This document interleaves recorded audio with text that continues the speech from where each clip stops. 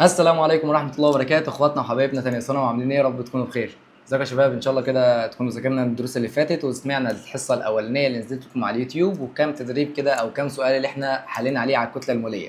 طيب يا مستر، احنا جايين في الفيديو ده بنلخص ايه أو بنتكلم عن ايه؟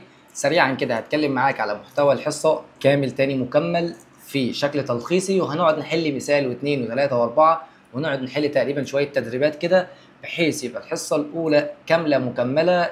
انت والجزء اللي احنا خدناه في السنتر كامل انت حليت عليه واتدربت عليه مره واثنين وثلاثه. واحنا اتفقنا مع بعض كده يا اخويا ان احنا بنتكلم في باب اسمه باب الحساب الكيميائي. كل الهدف منه او كل الكلام فيه هو عباره يا مستر عن تعويضات ومسائل مباشره ومسائل غير مباشره عشان تبقى فاهم الدنيا. الباب ده انا عارف ان انت بتواجه فيه صعوبه وبتواجه فيه صعوبه بنسبه، يعني عايز اقول لك نسبه كبيره. بسبب ايه؟ بسبب يا مستر ان انا مش فاكر ازاي بكتب صيغ المركبات الكيميائيه، مش حافظ التكافؤات، مش حافظ رموز العناصر. فكأن اللي انا عملته معاك في الكورس التأسيسي انت مسحته من دماغك. فلو انت كنت مقصر في الجزء ده ارجع اسمع فيديو التأسيس تاني في حتة ازاي بنكتب الصيغ المركبات وازاي بنتعامل مع المواضيع دي كلها، وتحاول تحفظ على قد ما تقدر رموز وتكافؤات رموز وتكافؤات عشان لما يجي يقول لك مثلا مركب كذا تبقى انت بتعرف تتعامل معاه. اخواتنا طلاب الاونلاين واخواتنا طلاب السنتر، كده كده ان شاء الله الفيديو ده هيبقى فيه استفاده ليك كبيره جدا. فلو انت مش طالب معانا في السنتر تقدر تسمع الفيديو هتستفاد، ولو انت طالب سنتر فانت اكيد كده اكيد عارف ان انت لازم تسمع الفيديو ده معايا وتقعد تحل كتير وتسمع اكتر من انت ايه ما بتحل. صلي بينا على النبي. واحد الله كده ويلا نبدا. قبل ما نيجي نبدا كده بس الدعاء بتاعنا: يا رب اشرح لي صدري ويسر لي امري واحلل عقدة من لساني يفقهوا قولي. ابدا بسم الله الرحمن الرحيم، وهات كده كشكولك واقعد اكتب ورايا كده. وقف السؤال لما تلاقيني كده باجي احل سؤال مثلا او تدريب، وقف الفيديو واقعد مثلا حاول في السؤال، آلتك الحاسبه الجميله جنبك واشتغل واحده واحده وان شاء الله الموضوع هيبقى معاك سهل. يلا بينا نبدا ونسمي الله. سريعا كده يا مستر، احنا برضه هنعيد من اول تاني. احنا لما جينا اتكلمنا يا مستر على الماده، وخلي بالك انا هنا كاتب معاك او فاتح معاك الكتاب اللي ان شاء الله ان انت هتستلمه باذن الله في السنتر واللي احنا هنتعامل بيه معاك بعد كده. خلاص بقى، اي ملازم قديمه انت ما تتعاملش بيها اي تاني وتتعامل بالملازم الجديده او تتعامل بالكتاب اللي ان شاء الله اللي هتستلمه الاسبوع ده في السنتر. لما جينا يا اخويا اتكلمنا على الماده، والله يا مستر لما جينا اتكلمنا عن الماده انت قلت لي ان الماده بتتكون من جزيئات، والجزيئات بتتكون من ايه؟ من ذرات. فلما هنيجي نتكلم على الماده تعالى كلمنا على صورها كده سريعا. الماده دي يا مستر قال لك الماده دي ممكن تكون على هيئه جزيئات. وخلي بالك بقى ان الجزيء وليكن زي جزيء الميه H2O ده يا مستر بيتكون من ذرتين هيدروجين وذره اكسجين. فهو قال لك ان الجزيء يتكون من اتحاد ذرتين او اكثر، والمركب ده مركب ايه؟ تساهمي. خلي لي بالك بقى. طب يا مستر بالنسبه للذره قال لك الذره دي عباره عن عنصر بمفرده. يعني اقول لك صوديوم يبقى ده يا مستر ذره صوديوم اللي هو عنصر الصوديوم في حاله الذره اللي هو عنصر بمفرده، زي ذره مثلا اكسجين، ذره صوديوم، ذره حديد. كل ده يا مستر عباره عن ذره. يبقى الماده ممكن تكون في صوره جزيء، ممكن تكون في صوره ذره، ممكن تكون في صوره وحده صيغه. خلي لي بالك بقى، قلت لك الماده تكون في 4 صيغ. ايه هي؟ لا تكون مركب تساهمي فبسميه جزيء، لا تكون يا مستر عباره عن ذره مفرده، لا تكون عباره عن وحده صيغه. مستر هي ايه بقى وحده الصيغه؟ قال لك وحده الصيغه دي بتكون خاصه بالمركبات الايونيه، وده بيبقى شكل هندسي منتظم. يعني زي هو عندك مثلا ده كلوريد الصوديوم شكله سداسي، شكله الهندسي او شكل البلوره بتاعته زي ما انت واضحه قدامك ده شكل عامل زي المكعب. اهو الشكل الهندسي المنتظم ده عباره عن ايه؟ عباره عن وحده صيغه. فلما اقول لك ال NaCl تقول لي يا مستر خلي بالك ده مركب ايوني بيتكون من الايون الصوديوم الموجب وايون الكلوريد السالب. ارجع بقى للاساس. يبقى المركب التساهمي كان بيتكون من ايه؟ من ذرات، لكن المركب الايوني قال لك بيتكون من ايون موجب وايون سالب. يبقى تاني الماده اهي تبقى لك هنا الماده بتوجد على هيئه 4 صور. لا تكون المادة على هيئة ذرات، لا تكون المادة على هيئة جزيئات، لا تكون المادة على هيئة وحدات صيغة، لا تكون المادة على هيئة ايه؟ وحدات الصيغة مثلا بتتكون من ايونات. يبقى لا تكون على هيئة ايونات. يبقى اي مادة في الدنيا يا مستر لما بنيجي نتعامل معاها بتكون لا تكون ذرات، لا تكون جزيئات، لا تكون وحدات صيغة، لا تكون ايونات. اتفقنا كده مع بعض؟ ركز بقى معايا. اهو ملاحظة عندك تتواجد المركبات الأيونية في شكل بناء هندسي منتظم يعرف بالشبكة البلورية. قال لك حيث يحاط الأيون بأيونات مخالفة له في الشحنة من جميع الاتجاهات. يعني اهو بص عندك هنا الأيون الموجب يحيط بالسالب تحت سالب، فاهم؟ وجنبيها تلاقي سالب. فكل أيون يحيط به لو هو موجب يحيط بالسالب، لو هو سالب يحيط بالموجب. الشكل الهندسي اللي احنا بنتكلم عليه ده اسمه الشبكة البلورية، وده تبقى خاصة بالمركبات مين؟ الأيونية اللي أنا بقول عليها وحدة ايه؟ صيغه، عشان لما تسمع بعد كده كلمه وحده صيغه ما تتخضش. ركز بقى معايا. اتكلمنا بعد كده على المول، قلت لك يا حبيب قلبي لما بنيجي نتكلم على الذره او نتكلم على الجزيء او نتكلم على وحده صيغه او نتكلم على ايون، دي وحدات صغيره جدا متناهيه الصغر ما ينفعش نتعامل بيها. فلما جيت المنظمه اللي بتعمل لك وحدات القياس اللي هي المنظمه الدوليه اللي بتوضع وحدات القياس، طب عايزين بقى نتعامل بوحده نقيس بيها كميه الماده. ينفع نقيسها او نتعامل بكميه الماده بالذره؟ يعني ينفع اخش انا وانت دلوقتي معمل كيميائي يقول لك روح هات لي ذرتين صوديوم مع ذرتين كلور عشان نعمل ملح، تقول لي العبط ده مستر، الذره اصلا متناهيه الصغر. طب قلت لك روح هات لي 10 جزيئات ميه كده نسقسق بيهم التجربه، ما ينفعش برضه. ليه؟ يا مستر لان عباره عن الذرات والجزيئات ووحدات الصيغه والايونات دي عباره عن جسيمات متناهيه الصغر، ما ينفعش نتعامل بيها. ليه؟ ابعادها بالنانو، واي حاجه ابعادها بالنانو صغيره جدا ما ينفعش نشوفها، ما بنشوفهاش غير تحت الميكروسكوب. فركز بقى معايا. طب لو دلوقتي نتعامل بيها يا مستر، طول ما احنا ما ينفعش نتعامل بالذره ولا بالجزيء ولا بوحده الصيغه ولا بوحده الايون ولا بالايون قصدي، قال لك خلاص هنتعامل، او منظمه الدوله او منظمه اتفق العلماء على مصطلح في النظام الدولي للقياس، المصطلح ده اسمه ايه؟ المول. يبقى احنا دلوقتي هنتعامل بالذره؟ لا. هنتعامل بالجزيء؟ لا. هنتعامل بوحده الصيغه؟ لا. هنتعامل بالايونات؟ لا. امال هنتعامل بايه؟ بالمول. طب ليه بتتعامل بالمول؟ قال لك لان الذره او الجزيء او وحده الصيغه والايونات في الحساب الكيميائي يصعب عمليا التعامل معها. اشمعنى؟ اهو قال لك ايه؟ لانها جسيمات متناهيه في الصغر تقدر ابعادها بوحده مين؟ النانومتر. طيب واحد الا بقى، عشان كده العلماء اتفقوا على مصطلح اسمه مصطلح مين؟ المول. مصطلح المول ده قال لك بيعبر عن كميات المواد المستخدمه والناتجه من التفاعل الكيميائي. يعني لما اقول لك مثلا معاك هيدروجين زائد اكسجين، وخلي بالك ان الاكسجين بنكتبه O2 والهيدروجين زيه، هيدينا H2O. هنا يا مستر عشان دي اكسجين واحده فهنضرب في 2 بيقوم 4 هيدروجين فهنضرب هنا في 2. شايف الرقم ده بقى؟ ما تقوليش دول 2 جزيء حبيبي، دي المعادله الكيميائيه، ما بنتعاملش بقى خلاص بالجزيئات. الاثنين دي عدد مولات. طب يا مستر الاكسجين مش قدامه حاجه، مش قدامه حاجه، يبقى ده واحد. الواحد ده بقى عدد مولات. يعني انت قصدك تقول لي ان 2 مول من غاز الهيدروجين بيتفاعل مع 1 مول من غاز الاكسجين عشان يدينا 2 مول ميه؟ يبقى خلاص احنا اتفقنا مش بنتعامل دلوقتي بايه؟ ولا بالذرات ولا بالايونات ولا بوحدات الصيغه ولا بالجزيئات، احنا بنتعامل بالمولات عشان نعبر عن مين؟ عن كميه الماده. خليني بالك بقى. المول ده تعريفه قال لك هو الكتله الذريه، هو الكتله مين؟ الذريه او الجزيئيه او كتله وحده الصيغه. بس خليني بالك هناك يا مثلا لما كنت بقول لك وليكن الصوديوم عدده الذري 11 عدد الكتل 23، العدد الكتلي ده كان اسمه الكتله الذريه، وكنا بنقيسها مش هي ذره واحده يا مستر؟ هل ينفع نقيسها بالجرام؟ قال لك لا. هل هنقيسها بالكيلو جرام؟ يا عم دي ذره متناهيه الصغر، فعايزين لها وحده صغيره زيها. قال لك ال 23 دي لو هي ذره، بص لو هي ذره قال لك بنقيسها بوحده الكتل الذريه اللي هي ال AMU الاتوميك ماس يونت اللي كنا بنختصرها باليو.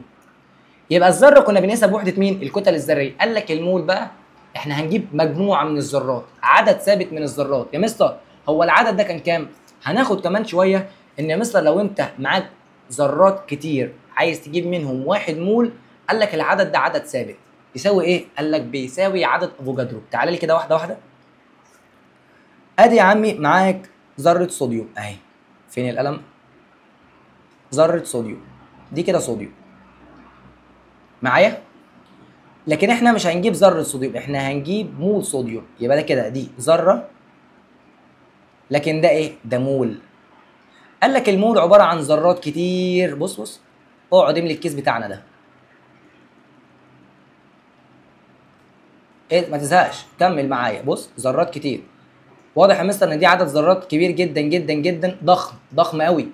فهو لو في ذره ده يا مستر عددها الكتلي مثلا وليكن 23 زي الصوديوم معايا، ال 23 دي هنقيسها بايه؟ قال لك يا مستر لو دي ذره فبتبقى كتله الذره 23 وحده كتل ذريه اللي هي يو. لكن ده لو ده مول، قال لك المول لو بتتكلم على المول قال لك المول يحتوي على عدد ثابت من الذرات. العدد الثابت ده اتفقت معاك ان العدد ده اللي اكتشفه واحد مهم كان اسمه افوجادرو، فتخليدا لاسمه سمينا العدد بعدد مين؟ عدد افوجادرو. يبقى سميناه عدد افوجادرو. عدد افوجادرو ده خلينا ننزل بس تحت كده. يبقى لك كده تاني. عدد افوجادرو ده قال لك كام؟ قال لك عدد ثابت يا مستر بيساوي 6.2 في 10 اس 23. يا مستر الرقم ده رقم كبير؟ اه طبعا رقم كبير. شايف ال 6 وال 2 دول كلمه 10 اس 23 معناه ان الرقم ده قصاده 23 صفر، يعني اقعد هنا من بكره فاهم؟ 6.2 في 10 اس كام؟ اس 23. يعني لو قلت لك دلوقتي المول، قلت له يا مستر المول من اي حاجه، المول ممكن المول يكون مول ذرات، او مول، خلينا بس اصغر الخط، او مول جزيئات، او مول وحدات صيغه، او مول ايونات. فلو جيت قلت لك دلوقتي معاك 1 مول ذره، في كام ذره؟ تقول لي 6.2 في 10 اس 23. تاني معاك 1 مول جزيء، يبقى جواه كام جزيء؟ تقول لي جزيء واحد ولا جزيئات كتير؟ لا يا مستر، اتفقنا ان المول عباره عن ذرات كتير او جزيئات كتير او وحدات صيغه كتير او ايونات كتير. طب يا مستر كلمه كتير هل ده رقم ثابت؟ قال لك رقم ثابت بيساوي كام؟ 6.2 في 10 اس كام؟ اس 23. والعدد ده تقليدا للراجل اللي اكتشفه استاذ افوجادرو، فسميناه عدد مين؟ افوجادرو. بالله عليك الرقم ده حفظ عشان هيفيدنا الفتره اللي جايه، لان احنا هنحل بيه مسائل كتير. ركز بقى معايا. يبقى دلوقتي لو معاك ذره صوديوم فهي جاست 1، ذره واحده. لكن لو بنتكلم على مول صوديوم تقول لي يا مستر مول الصوديوم، الصوديوم عباره عن ذره، فالواحد مول ذره يحتوي على 6.2 في 10 اس 23 ذره. في مشكله معاك لحد دلوقتي؟ ان شاء الله تكون الدنيا مبلوعه. تعالى بقى يا صديقي اهو نرجع تاني للبي دي اف. بيقول لك هنا ايه؟ ان المول يحتوي على، او المول عباره عن هو الكتله الذريه او الكتله الجزيئيه او كتله وحده الصيغه. بس خلي بالك بدل ما نعبر عنها بوحده الاي ام يو هنعبر عنها بالجرام. فلو قلت لك معاك ذره صوديوم تقول لي 23 يونت، اللي هي 23 وحده كتل ذريه دي كتلتها. لكن لو قلت لك معاك مول صوديوم تقول لي برضه 23 بس بدل اليونت هتقول لي ايه؟ جرام. اتفقنا كده؟ سؤال زي ده بقى الناس اللي هو يا مستر مش عارف احل سؤال زي ده، لما يجي يقول لك مول من الفوسفات يحتوي على ايه؟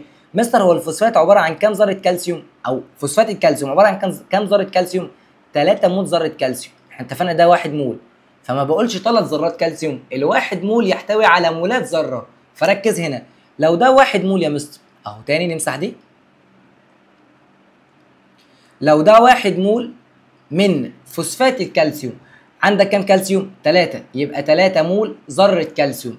طيب بالنسبه هنا للفوسفات خلي بالك ان الاثنين دي اتفقت معاك بتبقى مضروبه مره في الاكسجين ومره في الفسفور، فهي الواحد مول فيه فوسفوره واحده بس هنا مضروبه في 2، يبقى الواحد مول يحتوي على 2 مول من ذره الفسفور. تعالى لي عند الاكسجين يا باشا، كام اكسجين؟ 4، بس خلي بالك يا مستر مضروبه في 2 اللي بعد الرلكوز دول، يبقى 2 في 4 ب 8، يبقى الواحد مول من السي اي 3 بي او 4 باي 2 يحتوي على، بص الواحد مول يحتوي على 8 مول اكسجين. معايا كده؟ اهو يحتوي على 8 مول من ذره الاكسجين. يا رب تكون فاهم.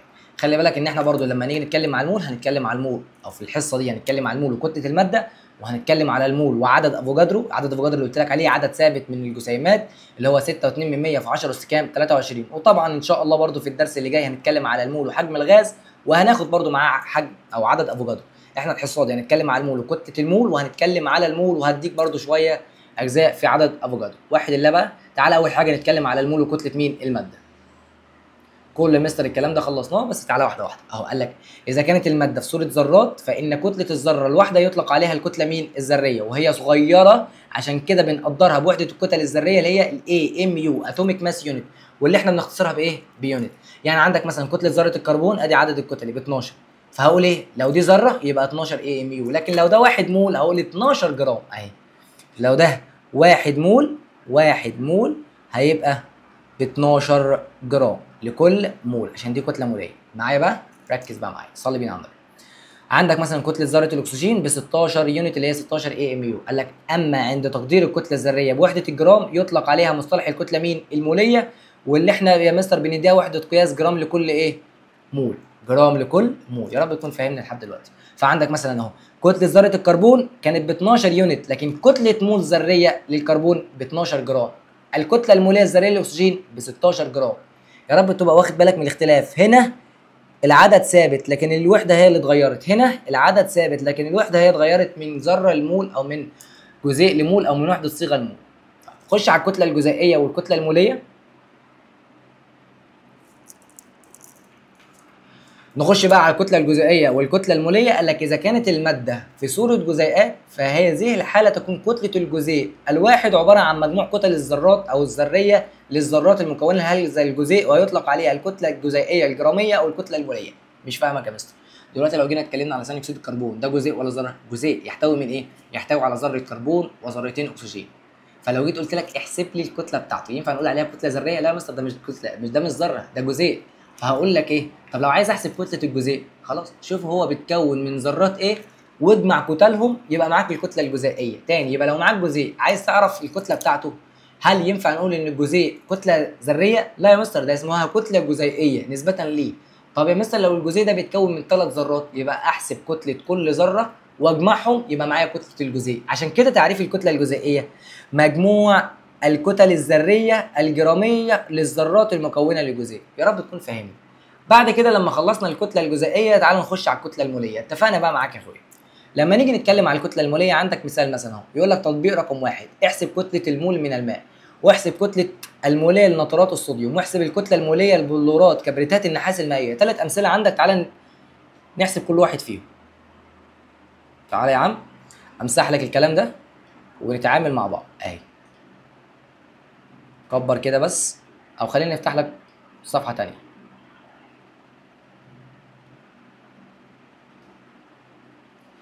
لما اجي اقول لك احسب لي كتله رقم 1 اهو، رقم 1 احسب كتله مول من ال H2O. خلاص يا مستر، سهله. ايه اللي سهلها؟ اقول لك كده ان انت عندك ثوابت بره. لما اجي اديك سؤال زي ده واقول لك احسب الكتله الموليه يا مستر، هتلاقيني مدي لك ثوابت. هقول لك ان الهيدروجين ب1 والاكسجين ب16. مين دول؟ دي الكتل الذريه الجراميه. تمام؟ ركز بقى معايا. عندك دلوقتي عايز تحسب الكتله الموليه ده، خلاص يا مستر انت اصلا عرفتني بيها من الحصه اللي فاتت في الفيديو اللي فات. عندك ميه، قلت لك بنمشي على 3 خطوات، ايه هم؟ فك وعوض وجمع. فك، معاك كام هيدروجينه؟ 2. كام اكسجينه؟ 1. يبقى 2 هيدروجين و1 اكسجين، كل هيدروجينه ب1 جرام، يبقى 2 في 1 زائد اكسجينه واحده بس في 16، يبقى 1 في 16. فلما تيجي تحسب الكتله الموليه للمركب ده هيطلع معاك ب 16. بس خلي بالك 16 ايه؟ يونت ولا ايه؟ لا يا مستر ده مول، يبقى 16 جرام لكل مول. 16 جرام لكل ايه؟ مول. ركز بقى معايا اهي، 16 جرام لكل 1 مول. دي كده خطوه رقم 1. طب اديك مثال تاني. عندك مثلا وليكن، امسح ده كده، سؤال كمان على مين على مين على مين. تعالى اديك مثال على سؤال صعب شويه. يلا، عندك CuSO4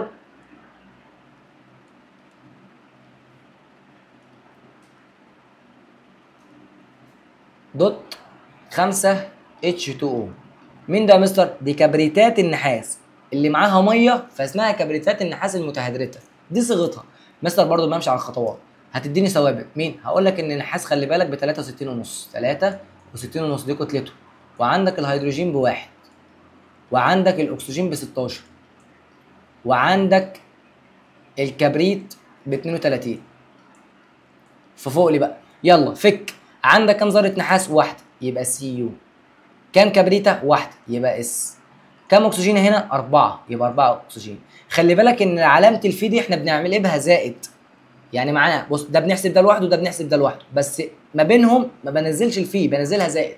خلي بالك بقى ان الرقم ده مضروب في الاثنين، يعني الخمسه دي مضروبه في الهيدروجين ومضروبه في الاكسجين. هم كام هيدروجين؟ 2، بس مضروبه في 5، يبقى 10 هيدروجين. زائد كام اكسجينه دي؟ 1 بس مضروبه في 5، يبقى 5 اكسجين. 5 اكسجين. يلا ركز لي بقى. عوض بقى يا معلم. فكينا، خش عوض. النحاس بكام؟ 63.5. زائد الكبريته بكام؟ ب 32. زائد الاكسجين بكام؟ ب16، بس دول 4، يبقى 4 في 16. زائد عندك الهيدروجين ب1 جرام، يبقى 10 في 1. زائد الاكسجين ب16 جرام، يبقى 5 في 16. على الاله الحاسبه الجميله بتاعتك هيطلع معاك رقم كبير كده، عشان انا مش معايا اله حاسبه. بعد ما تطلع الرقم ده خلي بالك دي كتله 1 مول، يعني كتله موليه، فهتبقى وحده قياسه جرام لكل مول. جرام لكل ايه؟ مول. ده كان عندك سؤال عشان بس ما نطولش مع بعض. يبقى كده انا عرفت احسب كتله المول من الماء.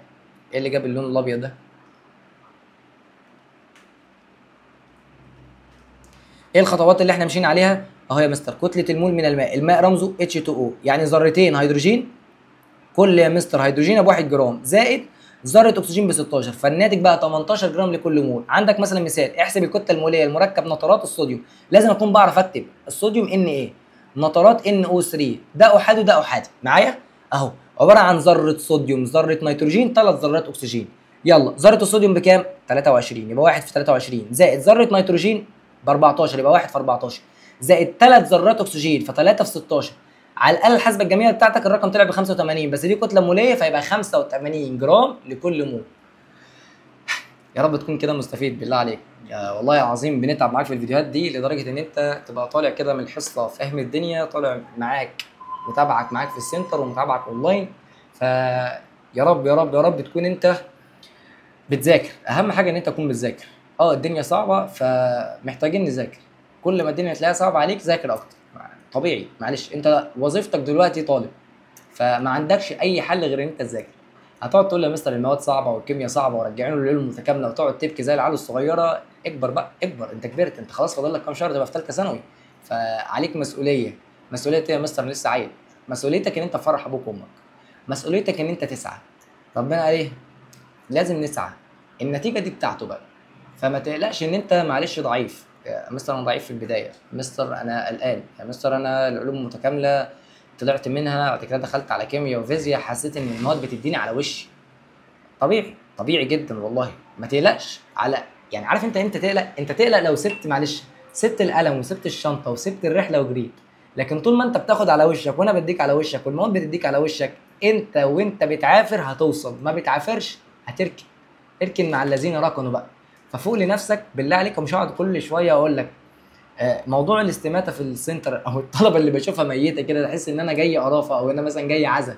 اخويا مش جايين نعزي ومش جايين اعمل لك قهوه ضيفك. فعايزك تبقى كده بنفس حماس سنه اولى. انا عارف ان انت فاقد الشغف، بس مش هينفع الكلام ده. ففوق كده وصدقني اخوك في ظهرك لحد ما بامر الله ربنا يكرمك وتوصل لدرجات انت ذات نفسك ما تتخيلهاش، تشرف بيها نفسك الاول وتشرفني بيها وتشرف والدك واهلك. معايا؟ ركز بقى معايا.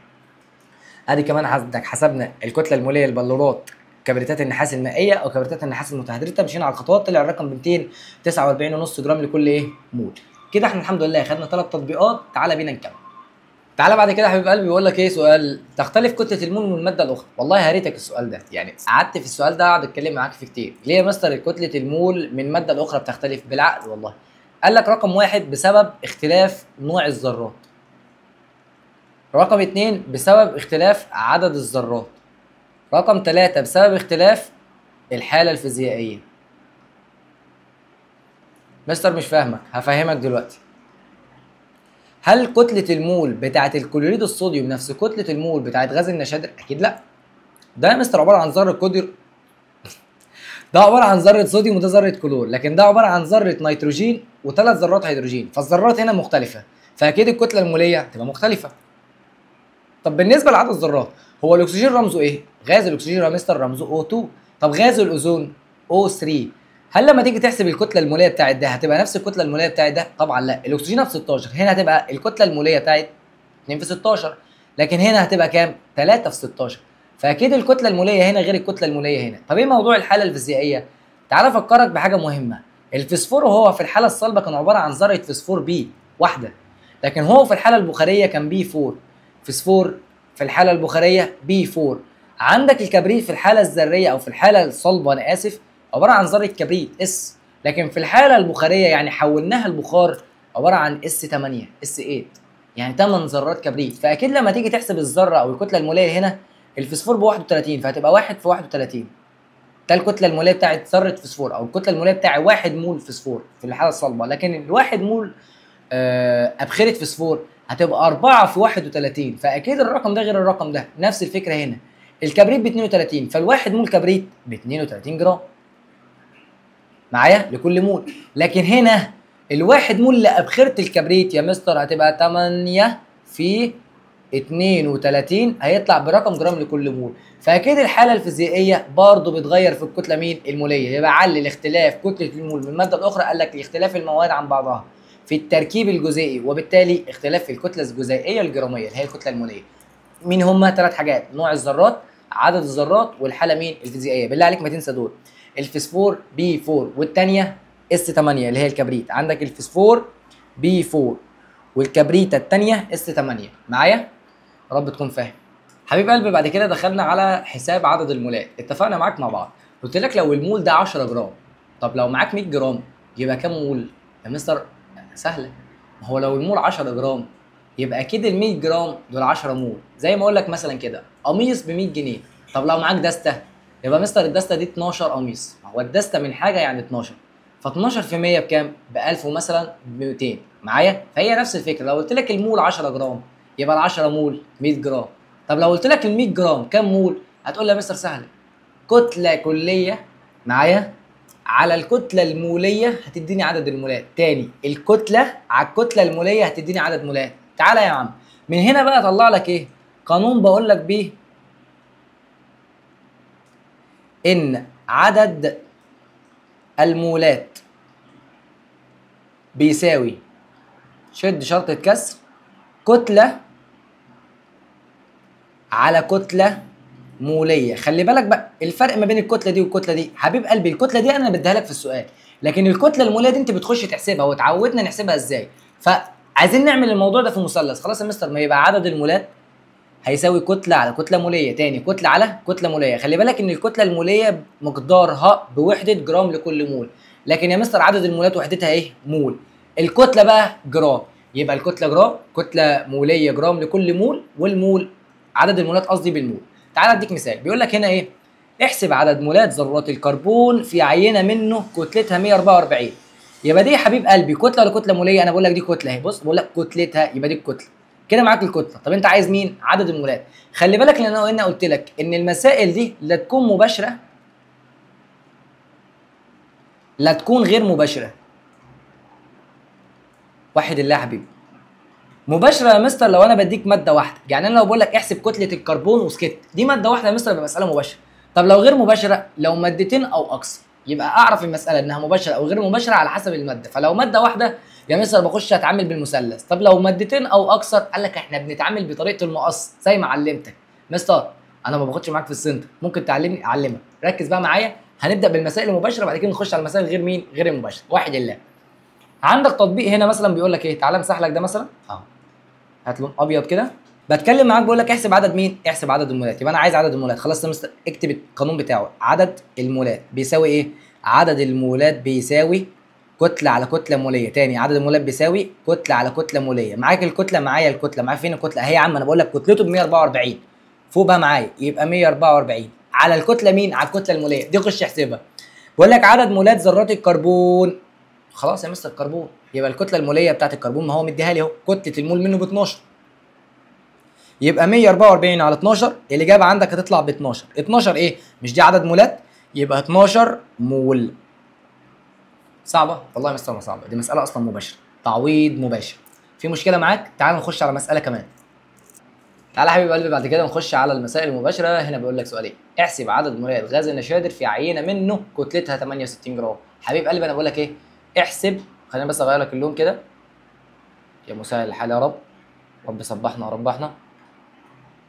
بقول لك احسب ايه؟ كتله عدد مولات. احسب عدد مولات غاز النشادر، وخلي بالك ان غاز النشادر رمزه ايه؟ NH3 في عينه منه. يبقى هي ماده واحده، يبقى مساله مباشره غير مباشره؟ مباشره. يبقى خلاص اول حاجه بنعملها بنحسب كتله المول. مش انت عايز عدد المولات؟ خش يا حبيب قلبي اكتب التعريف او اكتب القانون. عدد مولات بيساوي كتله الماده على الكتله الموليه. معاك كتله الماده ب 68. 68 معاك الكتله الموليه؟ لا. خش احسبها بقى في الخطوه رقم 1 اهي. ابدا حل. مستر النشادر عباره عن ذره نيتروجين، النيتروجين الواحده ب 14، يبقى 1 في 14 ب 14 زائد كام هيدروجينه؟ 3. 3 هيدروجين، الهيدروجين الواحده ب 1 جرام، يبقى 3 في 1. الناتج يطلع كام؟ 17 جرام لكل مول. خد الرقم ده عوض بيه، يبقى 68 على 17 جرام لكل مول هيطلع معاك عدد المولات ب 4. 4 ايه؟ مول. في مشكله معاك؟ ده السؤال رقم 1. ده تطبيق بسيط وتطبيق سهل. فوق بقى معايا عشان نخش على بعد كده. عندك تطبيق رقم 3 بيقول لك ايه؟ الصيغه الكيميائيه لفيتامين سي هي C6H12O6. مستر ده سكر الجلوكوز يا عم، ما تقرفناش بقى، عادي بقى نفس الصيغه عادي. C6H12O6 ده مين ده؟ ده فيتامين سي. احسب عدد مولات الفيتامين الموجوده في قرص من الفيتامين كتلته 44 جرام. والله فيتامين انت زي ما انت مش هتفرق معايا. يبقى احسب الصيغه الكيميائيه لفيتامين سي اللي هي رمزه سي 6 اتش 12 او 6. عايزين نحسب ايه؟ عايزين نحسب عدد مولاته الموجوده في قرص منه كتلته بكذا. حبيبي انا مديك الكتله وعايز عدد مولات، يبقى خلاص عدد مولات كتله على كتله موليه. الكتله بكام؟ ب 44. خش احسب الكتله الموليه وبعد كده طلع عدد مولات. يلا خش احسب الكتله الموليه. كام سي؟ 6 كربون. يبقى 6 الكربونه الواحده ب 12 جرام، يبقى 6 في 12 زائد كام هيدروجينه؟ بعد ما اتاكدنا من صيغه الكيميائيه لفيتامين سي، شيل بس الصيغه دي كده، صيغته سي 6 اتش 8 او 6. تمام كده. يلا نعوض. كم هيدروجينه؟ 8. يبقى 8 الهيدروجينه الواحده ب 1 جرام زائد 6 اكسجين، والاكسجينه ب 16 جرام. الرقم ده على الاله الحاسبه هيبقى 6 في 12 زائد 8 في 1 زائد 6 في 16. على الاله الحاسبه يطلع معاك، استنى اجيب لك الاله الحاسبه سريعا كده. 6 في 12 زائد 8 زائد 6 في 16 هتطلع معانا ب 176. يبقى الكتله الموليه معانا 176. 44 على 176، 44 على 176 هيطلع معانا الناتج بربع. يبقى عدد مولات الفيتامين هنا بربع. ربع ايه يا حبيب قلبي؟ ربع مول. يبقى كده احنا حلينا السؤال ده، برضه سؤال مباشر. تعال نخش على كمان على تطبيق مباشر، بحيث ان انا طبقت معاك كذا تطبيق على الاسئله المباشره. عندك هنا سؤال بيقول لك ايه؟ احسب كتله الربع مول من ثاني اكسيد الكربون. حاسب بقى، تعالى لي انا بقول لك احسب كتله ومديك عدد مولات. يبقى خلاص لو عايز الكتله يا مستر هات المثلث الجميل بتاعنا كده. المثلث كان بيقول لنا ايه يا مستر؟ لو انت عايز عدد مولات كان كتله على كتله موليه. فلو انت مديني عدد، لو انت عايز الكتله يبقى عدد المولات في الكتله الموليه. تاني هيبقى عدد المولات في الكتله الموليه. خلاص معاك عدد المولات بربع. معاك الكتله الموليه، لا خش احسبها. انت عايز كتله موليه مين؟ لثاني اكسيد الكربون. ماده واحده ولا مادتين؟ ماده واحده، يبقى مساله مباشره. الكتله الموليه ثاني اكسيد الكربون، الكربونه الواحده ب 12 يبقى 12، والاكسجين ب 16 بس دول 2 يبقى 2 في 16 هتطلع معاك ب 44 جرام. يبقى كده ربع في 44 جرام هتطلع معانا الناتج. ربع في 44 جرام هتطلع معانا، ربع في 44 هيطلع معانا ب 11. يبقى كتله ثاني اكسيد الكربون ربع مول منه هتطلع ب 11. 11 ايه؟ جرام. ليه يا مستر ما قلتش جرام لكل مول؟ حبيبي دي كتله مش كتله ايه؟ مش كتله موليه. كده انا طبقت معاك اسئله على الاسئله المباشره ورجعت معاك كل القديم بحيث يبقى الدنيا ماشيه معانا تمام. نخش بعد كده على الاسئله الغير مباشره. تعالى يا حبيب قلبي بعد كده نخش في مسائل غير مباشره، وخلي لي بالك بقى عشان المسائل الغير مباشره فيها شغل شويه عن المسائل المباشره، بس الحمد لله احنا الدنيا ماشيه معانا يعني بسيطه، وهعرفك ازاي تتعامل معاها. واحد الله كده. بص يا مستر، لما نيجي نتكلم عن المسائل غير المباشره اعرفها منين؟ اول حاجه تعرف المسائل غير مباشره لما تلاقي معاك اكتر من ماده، يعني مادتين او اكتر في راس السؤال. يعني تعالى اديك مثال هنا، بقول لك اوجد عدد مولات الهيدروجين اللي موجوده في بيكربونات الكالسيوم. دي ماده واحده ولا مادتين؟ لا دي مادتين. ففوق لي بقى معلش. يبقى دول مادتين او اكتر، يبقى دي مساله غير ايه؟ مساله غير مباشره. اتعامل معاها بطريقه ايه؟ قال لك ان احنا بنتعامل معاها بطريقه المقص. بنتعامل بطريقه مين؟ المقص. وهفهمك بقى بتعمل ايه في طريقه المقص دي. لكن خلي لي بالك بقى حته مهمه. المساله غير مباشره حاجه من ثلاثه: لا تكون مولات مع مولات،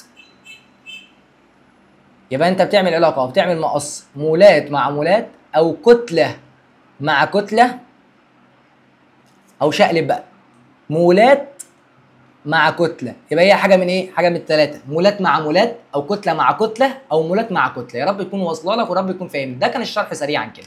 تعالى يا عم نمسح لك الجزء ده تقريبا كده، الحل اللي تحتيه هيظهر. انا مش عايز اظهر الحل. طيب هو بيقول لك هنا ايه؟ سيبك من الحل ده، هنقلب دلوقتي على صفحه هنجيبها دلوقتي. بيقول لك احسب لي ايه؟ احسب لي عدد مولات الهيدروجين في 3.6 مول من بيكربونات الكالسيوم، وصيغه بيكربونات الكالسيوم CaHCO3 باي 2. معايا؟ طب يا مستر احلها ازاي؟ يا عم انت عايز تحسب عدد مولات مين؟ الهيدروجين اللي موجوده في ايه؟ بيكربونات الكالسيوم. الخطوه رقم 1 لازم تحدد المواد اللي انت هتحطها في المعادله اللي تحت. يبقى رقم 1 بتحدد المادتين بتوعك. حددت المادتين اللي هم مين؟ الهيدروجين وبيكربونات الكالسيوم. خش بقى اعمل ما بينهم علاقه. بص هو بيقول لك ايه؟ الصيغه بتاعت بيكربونات الكالسيوم CaHCO3 باي 2 اهي. هنعمل علاقه، نمسح بس الكلام ده كله. CaHCO3 الكل باي 2. واحد الله. مستر اعمل علاقه ما بين الاثنين. يعني اعمل ايه؟ يعني هتنزل المادتين كده كده يا مستر. في كام هيدروجينه في الصيغه دي؟ ادي هيدروجينه واحده بس مضروبه في 2. خلي بالك الاتنين دي معناها مضروبه هنا ومضروبه هنا ومضروبه هنا. احنا بس عايزين الهيدروجين مش عايزين الباقي. يبقى دلوقتي معاك كام هيدروجينه؟ ادي واحده بس في 2 يبقى 2 هيدروجين. معايا؟ اول حاجه بقى هتعمل كده، بص اهو، شد شرط الكسر ويلا نحل مع بعض. هو بيقول لك ايه؟ احسب عدد مولات الهيدروجين. يبقى تحت الهيدروجين، بص اللي تحت الهيدروجين هتكتب س. انت عايز تحسب عدد مولات. معايا؟ خلي لي بالك بقى، انا بقول لك هنا احسب ايه؟ س ايه؟ مول. مش انت عايز عدد مولات؟ يبقى طول ما انا بقول لك احسب عدد مولات تطلع تجيب مولات. تاني، لو بقول لك احسب مولات تطلع تجيب مولات، بقول لك احسب كتله تطلع تجيب كتله، بقول لك احسب زفت تطلع تجيب زفت. فهنا بقول لك احسب عدد مولات يبقى س. اطلع بقى هات مولات. كام مول دول؟ 2. يبقى فوق السين تكتب 2. معايا؟ مفيش حاجه صعبه لحد دلوقتي، ركز بقى معايا. كمل، قال لك الموجوده في 3.6 مول من بيكربونات الكالسيوم. خلاص يبقى انا مديك معطى عن بيكربونات الكالسيوم اللي هي ايه؟ ان موجوده في 3.6 مول. حبيبي دي مولات ولا كتله؟ مولات. يبقى اطلع اجيب مولات. اجيب مولات ازاي؟ الصيغه دي مش مكتوب قصادها حاجه يا مستر، يعني قصادها كام؟ 1. وسطين في طرفين بقى، هتمسك ده في ده اهو واللي قصاد بعض تضربهم في بعض وهتقسم على الواحد. يبقى لو عايزين نجيب السين، هتبقى س بتساوي، شد شرطة كسر، 2 في 3.6 على 1. هتطلع معاك النتيجة ب7.2. ايه؟ مش دي مولات؟ يبقى 7.2 مول. يبقى خلي بالك لما كان 1 مول كان بيطلع لي 2 مول هيدروجين، فلما بقى 3.6 طلع 7.2 مول. بالله عليك النسبة دي مهمة وخلي لي بالك، دي طريقة اسمها طريقة مين؟ المقص. يبقى تاني هي، تعالى حلها معاك هنا في الPDF. بقول لك اهو، خلي بالك ادي الصيغه بتاعتك فيها 2 مول هيدروجين، فلو انت الواحد مول اهو، الواحد مول في 2 مول يبقى كام مول؟ هو بيقول لك احسب عدد مولات، معلش بدل الجرام دي تبقى مول عشان دي غلطه. كام مول يطلع من 3.6 مول؟ خلاص يا مستر، وسطين في طرفين، يبقى 2 في 3.6 على 1 هيطلع معاك الرقم ايه؟ ب7.2 مول. ده كده عدد مولات غاز مين؟ الهيدروجين. تعالى بقى هنا بقى في التطبيق رقم 6 بقول لك ايه؟ احسب كتلة أكسيد الكالسيوم الناتجة من انحلال 25 جرام من كربونات الكالسيوم حراريا. يخرب بيت دماغك، هجيب لك معادلة طويلة عريضة هي كربونات الكالسيوم. المعادلة دي أنا هديها لك، كربونات الكالسيوم رمزها كده CaCO3. لما هتيجي تنحل حراريا هتديك أكسيد الكالسيوم وثاني أكسيد الكربون. ما يخصنيش ثاني أكسيد الكربون لأن أنا أقول لك حدد المادتين. حدد لي المادتين كده الأول. أكسيد مين؟ أكسيد الكالسيوم. المادة الثانية كربونات الكالسيوم. خلاص عملت علاقه ما بين اكسيد الكالسيوم وكربونات الكالسيوم اهي. ادي الماده الاولى كربونات الكالسيوم وادي الماده الثانيه اكسيد مين؟ الكالسيوم. بعد ما عملت او حددت المادتين بتسيب كده مسافتين، سيب سطرين يا معلم. يلا انا بقول لك احسب مين؟ احسب كتله بتاعت اكسيد الكالسيوم. اجي تحت اكسيد الكالسيوم عند السطر الثاني واكتب س او اكس كتله. انا عايز كتله. خلاص مش دي كتله، اطلع اجيب ايه؟ كتله. مستر انت مش لسه جايب هناك عدد مولات؟ يا حبيبي ركز، انا قلت لك لو مولات تطلع تجيب مولات، لو كتله اطلع اجيب كتله. طب مديك معطى عن مين؟ بقول لك كربونات الكالسيوم كام منه جرام؟ 25 جرام. يبقى هنا 25 جرام. ال 25 جرام دول عباره عن ايه؟ عن كتله، يبقى اطلع اجيب كتله. بس شفت الموضوع سهل ازاي؟ يلا هات الكتله بتاعت اكسيد الكالسيوم. اجيبها ازاي؟ فاهم؟ انا معرفها. الكالسيوم لوحدها دي كام وحده كالسيوم؟ واحده. الكالسيوم ب 40 يبقى 40. كام اكسجينه؟ واحده يبقى ب 16. يبقى 40 زائد 16 على الآلة الحاسبة هتطلع معاك ب 56. يلا احسب كتلة المركب ده بقى. عندك كالسيوم ب 40، عندك كربونة واحدة ب 12، وعندك 3 أكسجين 3 في 16. على الآلة الحاسبة تقريبا هيطلع معاك ب 100 تقريبا، يعني لو ما خانتيش الذاكرة. يبقى 3 في 16 زائد 40 زائد 12 طلع معاك ب 100 فعلا. معايا؟ يبقى كتلة ده ب 100. خلاص انت ما هنا معاك كتله فطلعت جبت كتله، هنا كنت عايز كتله فبرضه طلعت جبت كتله. خش اعمل وسطين في طرفين بسرعه بسرعه اهو. يلا يا مستر، يبقى اكس بتساوي، شد شرطه كسر، ده في ده على ده اللي قصاد بعض في بعض، يبقى 56 في 25 على 100. 56 في 25 على 100 اهو، 56 في 25 على 100 هيطلع معانا ب 14. حبيبي 14 مستر 14 مول ولا 14 ايه؟ حبيبي انا دلوقتي بقول لك احسب كتله يبقى 14 جرام. تعال نتاكد يا معلم اهي، تعال نتاكد. طلعت معانا كتله اكسيد الكالسيوم ب 14 جرام اهي. امسح ده كله، امسح امسح.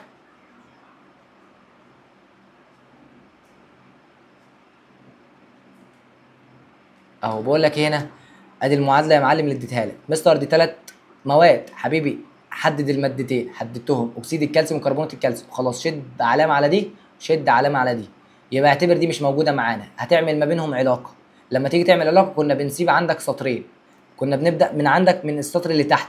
ابدا من السطر اللي تحت. عايز ايه؟ احسب كتله اكسيد الكالسيوم. يبقى تحت اكسيد الكالسيوم، بص تحت اكسيد الكالسيوم هكتب س جرام او اكس جرام. يبقى اطلع احسب مين؟ اطلع احسب كتله. مش دي كتله يبقى اطلع احسب كتله. حسبت الكتله طلعت ب 56. ومديك معطى عن بيكربونات الكالسيوم او كربونات الكالسيوم 25 جرام. مش دي كتله يبقى اطلع اجيب كتله. جبت الكتله طلعت ب 100 جرام. خلاص يبقى اللي قصاد بعض في بعض واقسم على ده. يبقى 56 في 25 على 100 طلعت بايه؟ ب 14 جرام. يا رب تكون فاهمني ويا رب الدنيا تكون معاك بسيطه. كده ده التطبيق رقم 6. تعالوا نخش على تطبيق رقم 7. تعالى يا معلم بقى في تطبيق رقم 7 بقول لك احسب كتله الاكسجين اللازمه للتفاعل تماما مع 27 جرام من الالومنيوم. خلي بالك انا مديك الالومنيوم والاكسجين دول المادتين اللي انا عايزه يتفاعل معاهم. مستر ده مين ده؟ ده اكسيد الالومنيوم. هل انا جبت لك سيرته؟ لا، يبقى اعتبره مش موجود. يبقى هتعمل علاقه ما بين الالومنيوم وما بين الاكسجين. خلي بالك يا حبيب قلبي، انت بتنزل الحاجه اللي انت عايز تنزلها تحت بالمعامل بتاعها. يعني هتقول 4 الومنيوم مع 3 اكسجين 3 O2. كده احنا عملنا العلاقه. ركز بقى معايا، احسب كتله الاكسجين. يبقى تحت الاكسجين اكتب اكس كتله. حبيبي دي كتله يبقى اطلع هات كتله. يلا اطلع اجيب كتله ازاي يا مستر؟ الاكسجين الواحده بكام؟ يا مستر الاكسجين ب 16 بس دول 2 يبقى 2 في 16 يبقى 32. بس خلي لي بالك بقى دي كتله الواحد مول من الاكسجين بس دول 3 يبقى 3 في 32. معايا؟ كده دي كتله 3 مول اكسجين. يلا هنا مديك معلومه عن الالومنيوم. بقول لك ان انت عايز كتله الاكسجين اللي بتتفاعل مع 27 جرام الومنيوم. حبيبي 27 جرام يبقى اطلع احسب كتله لان دي كتله. خلاص الالومنيوم لوحدها ب 27 ده المول، لكن دول 4 مول يبقى 4 في 27. وسطين في طرفين، طلع الاكس اهو. كده الاكس هتطلع معاك بتساوي عندك 32 في 3 ب 96. 96 في 27 على 2 في 27 هتطلع ب 54. اكس هتطلع معاك 96 في 27 على 54 هتطلع معانا ب 48. يبقى الناتج في الاخر هيطلع معانا 48. حبيبي دي كتله يبقى 48 ايه جرام. في مشكله معاك لحد دلوقتي؟ يا رب تكون الدنيا لذيذه والدنيا سهله معاك. صلي بينا على النبي. كده ده تطبيق رقم كام؟ 7. خش على تطبيق رقم 8. تعالى حبيب قلبي بقى، بقول لك ايه؟ احسب كتله الاكسجين في عينه كتلتها 32 جرام من بلورات كبريتات الصوديوم المائيه. بعد ما فضيت لك مكان تعالى نكتب بس كده الصيغه Na2SO4 علامه 10 H2O. ركز بس معايا. يبقى تاني Na2SO4 علامه 10 H2SO4. انت عايز تعمل علاقه ما بين مين وما بين مين؟ ما بين كبريتات الصوديوم المائيه وما بين الاكسجين. خلاص بص، هو في كام اكسجين هنا؟ ادي يا مستر 4 يبقى كده 4 اكسجين. لا حاسب، هنا في اكسجينه بس مضروبه في 10 يبقى كمان 10 يبقى دول 14 اكسجين. يبقى الواحد مول من ده في 14 مول ذره اكسجين. تاني انا عملتها ازاي؟ يا عم اهي باختصار شديد باختصار شديد اهي كده عندك. معلش بقى الكاميرا فصل، تعالى كمل معايا. احنا دلوقتي بقول لك ايه؟ احسب كتله الاكسجين اللي موجوده في المركب ده. المركب ده يا مستر فيه كام اكسجينه؟ اولا دول 4 معايا، وهنا في اكسجينه بس خلي بالك يا مستر مضروبه في 10. يبقى دلوقتي احنا معانا 4 و10 ف 14 ذره اكسجين في المول من ده. معايا؟ احنا عايزين نحسب كتله الاكسجين اللي موجوده في ده. تعالى لي واحده واحده بقى. هو بيقول لك احسب كتله الاكسجين، يبقى تحت الاكسجين اكتب س كتله.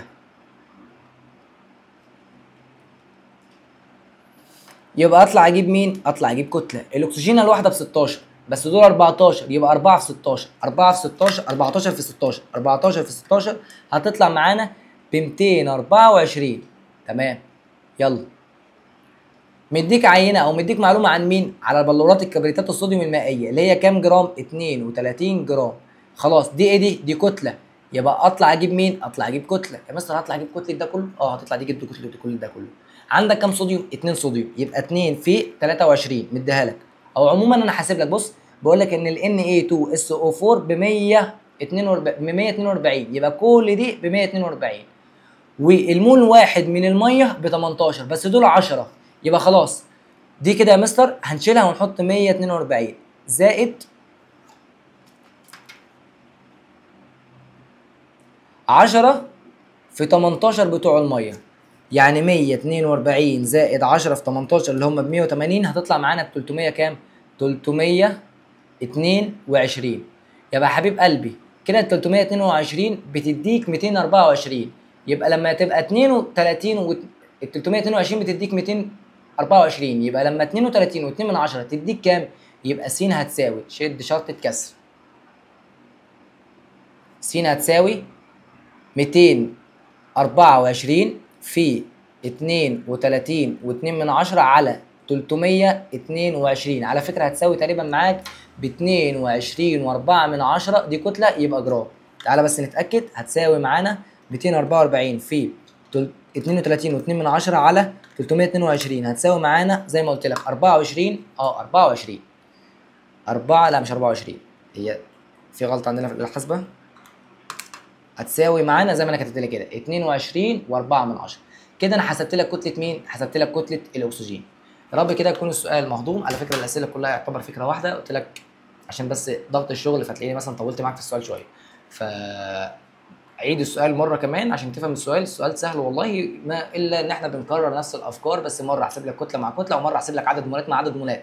خلي بالك انا ما حسبتلكش عدد مولات مع كتله، هنطبق عليه بقى في المسائل. تعالى واحده واحده بقى، ركز بس معايا كده. بنتكلم بقى في جزء جديد دلوقتي، هو ايه؟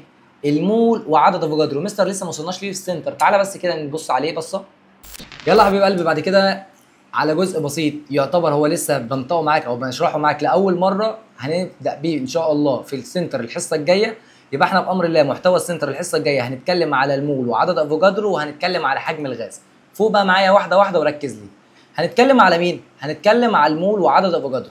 خلي لي بالك بقى، بقول لك ان توصل عالم افوجادرو الى ان المول من اي ماده بيحتوي على عدد ثابت من الذرات او الجزيئات او الايونات او وحدات الصيغه الموجوده فيه. قال لك وبيقدر بكام؟